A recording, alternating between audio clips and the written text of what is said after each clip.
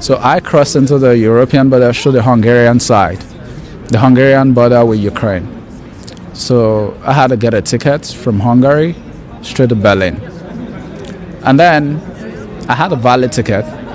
The charter, the UN charter says, hey, this countries respect human rights, so they will give us a right of passage, right?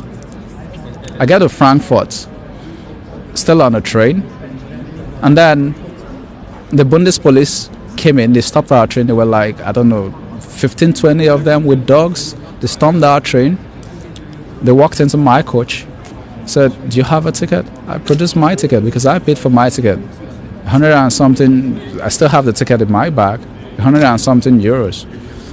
I said, okay, do you have a right to enter Germany? I said, yes, the law says refugees from Ukraine are allowed to enter. That's what the law says. I bring out my ID, my passport, and my permanent resident in Ukraine. I show them. He nods his head. He goes, he talks to his superior, and then he comes back, and he says, I have to get off the train. I'm like, for what? He says, because I wasn't born in Ukraine. I was livid. I'm like, what does that mean? I wasn't born in Ukraine. I've lived in Ukraine so long. Why would you say because I wasn't born off the train, I should get off of the train? I have a valid ticket. Why should I get off the train? I didn't stow away on the train. Why should I get off? They said, oh, we need to register you and then we can let you go. There was a German lady I met on the train. She was nice. We were having a conversation all through in English. She told me, oh, I better have to comply. That they said because I wasn't born, I have to do this. I said, they are not doing this for the Ukrainians. I also have the same rights as the Ukrainians who was in Ukraine because I'm a permanent resident. So why are you doing this? They said, because we have to register you. So we got out, all the blacks, and this was just black people, they were pulling off the train. So they took us to this holding facility. I remember the address. They took our passports. The address was in Nikola Tesla 1 in Frankfurt. It's a big warehouse. There they segment it.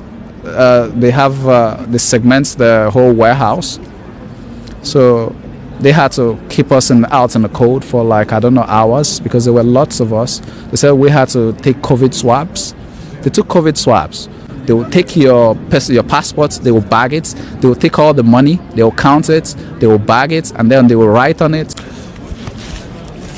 Yeah, this is from the Buddhist. This is one of the bags they used to bag our personal belongings. As you see, it's still the same way. The cash that was on me is still the same, unhinged, untouched. I can't even bring myself to tell because I'm still traumatized by it. My bag has a tag.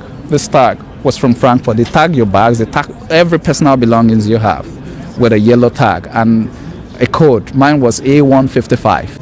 And this is something they made us understand that, oh, it's just simple registration. I even asked some of the Bundespolice, oh, 1 hour maximum, we're there for 23 hours. Then the next thing I experienced was the most humiliating thing I've never experienced in my life. They took me to a room, asked me to strip naked. I had to go bare naked. They said, oh, I'm like, what's this for? They said, take off all your clothes. And then they made me squat and do a turn around, show them my ass and all that. It was so humiliating because in my life, even going through airport security, traveling, I've never experienced this. I'm like, don't you have body scanners for this? Even if you're suspecting somebody, they are drugs or they are drug moles, this is not the procedure. You don't tell people to go stark naked because you want to search them. When I got to Berlin, the girl told me, hey, that thing you did there is not registration. That's your whatever. I said, this tag I have it. I brought a paper. They said, no, that's for your personal records. I've never experienced such humiliation in my life.